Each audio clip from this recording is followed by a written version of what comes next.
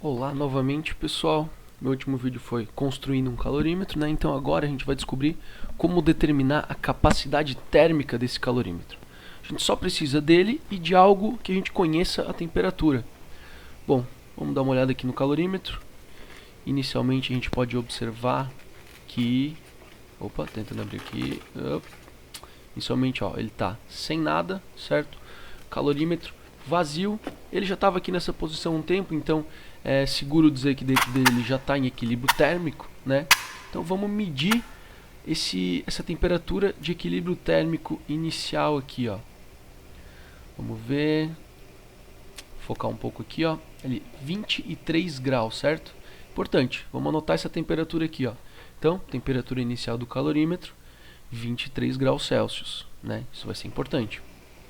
Bom, o que a gente vai fazer agora? Eu vou colocar dentro do calorímetro água. Olha, a gente pode observar que essa água está borbulhando, né? Ela está aquecendo. Então, a temperatura inicial dessa água é 100 graus Celsius. Por que eu sei que eu estou fazendo essa experiência a nível do mar? E ao nível do mar, a água entra em ebulição a 100 graus Celsius, né? Então, a gente deve anotar a temperatura inicial da água. Agora a gente vai abrir o calorímetro e eu vou colocar a água quente, a água fervendo, dentro do calorímetro e esperar para que entre em equilíbrio térmico. Porque para descobrir a capacidade térmica do calorímetro, eu tenho que saber quanta energia ele vai retirar dessa água quente, né? Bom, a gente tem que fazer isso razoavelmente rápido para não perder calor. Tá ali, ó, fechando o calorímetro, né? Agora a gente vai ter que esperar atingir o equilíbrio térmico, porque eles estavam em temperaturas diferentes. Vamos deixar passar um tempo ali, ó. Esperando o tempo passar, tananana, passando o tempo. Bom, já passou agora 1 minuto. Vamos posicionar aqui de outra maneira para conseguir enxergar ali, ó. Já subiu bastante a temperatura, já passou de 80, né? Vamos ver agora, esperar mais um tempo para ver se ele ainda sobe mais um pouco essa temperatura e entra em equilíbrio. Tanana, esperando mais um tempo. Bom, vocês vão ver que a temperatura sobe e, bom, parece que ela vai parar ali, ó. Estabilizou em 89. Então agora a gente já pode anotar. A temperatura final, a temperatura de equilíbrio entre os dois é de 89 graus Celsius. Tá. Então já tenho as temperaturas iniciais, tenho a temperatura de equilíbrio. Eu preciso descobrir qual foi a massa de água que eu coloquei ali dentro. Então vamos levar isso tudo aqui numa balança para descobrir quais são as massas. Correndinho, correndo, correndo, correndo. Chegamos na balança. Ó, a balança está zerada, né? Então vou colocar o calorímetro em cima da balança e eu vou ter a massa do quê? A massa do calorímetro junto com a água que está dentro dele, né? Então é outro valor importante de a gente anotar. A massa do calorímetro com a água é de 505 gramas, certo? Então, mas eu não quero a massa do calorímetro com a água, eu quero só a massa d'água. Então vamos dar um jeito de colocar essa água fora. Vamos ali, ó, jogar na pia. Acender a luz aqui. Ah, meu Deus, que claro, tá, passou, né? Aqui, ó, vamos tirar então a água que está quente do calorímetro. Por quê? Eu medi a massa do calorímetro com a água, certo?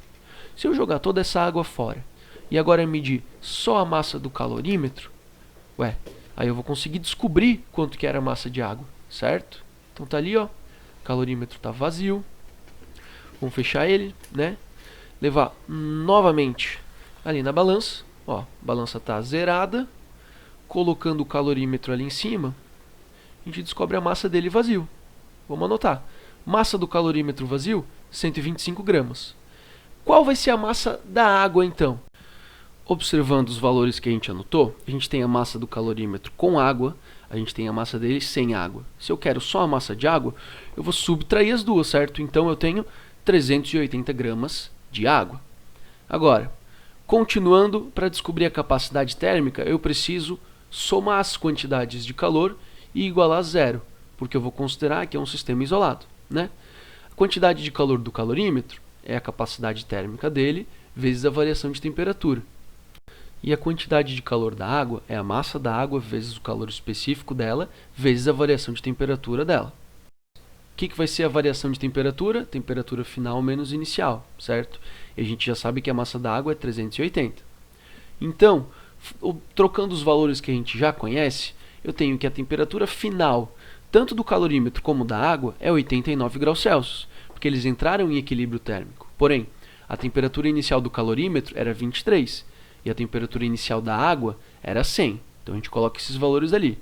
Continuando a conta, o que a gente tem? Sobrou aqui capacidade térmica do calorímetro vezes 66, mais 380 vezes menos 11, que é a variação de temperatura da água, né? É igual a zero. Então, fazendo as contas, eu tenho 66 vezes capacidade térmica do calorímetro é igual a 4.180. Então, basta isolar a capacidade térmica, o 66 vai dividir o 4.180, né? Então a gente vai encontrar o nosso valor de capacidade térmica, vai dar 63,3 caloria por grau Celsius. Então, o que isso significa?